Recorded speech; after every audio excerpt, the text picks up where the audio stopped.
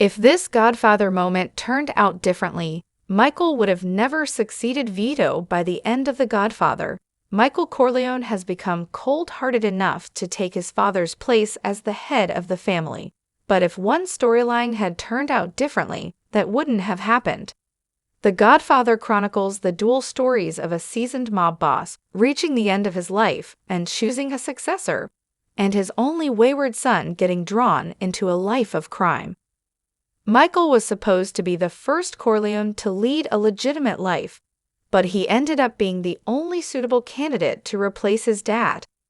At the beginning of the movie, Michael is the good son, a noble war veteran with clean hands, but by the end of it, Michael has become even more ruthless than Vito.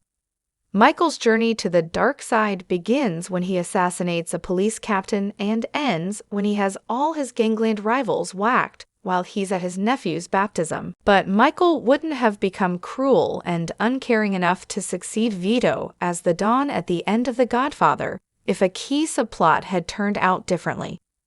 After killing Captain McCluskey, Michael goes to Sicily to hide out until the heat dies down and he can return to America. There, he meets and falls for a local woman named Apollonia.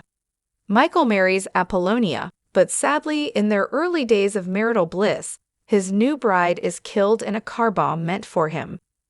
If this storyline had shaken out a little differently and Apollonia hadn't died, then Michael wouldn't have been able to succeed his father as the Don. If Apollonia had lived, Michael wouldn't have been ruthless or determined enough to take over from Vito, because he was weakened by his love for her. Michael truly loved Apollonia in a way he doesn't really love Kay. Michael and Apollonia were happy together as newlyweds, and her untimely death was what pushed Michael toward becoming the cold-blooded monster he needed to become a successful mob boss. If Apollonia had lived, Michael wouldn't have been ruthless or determined enough to take over from Vito, because he was weakened by his love for her. When he's with Kay, he can make the business his top priority.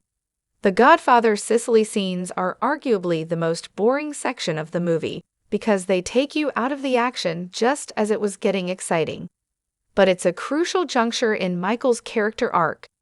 He gets a better understanding of the role of a Don from his time with Don Tomasino.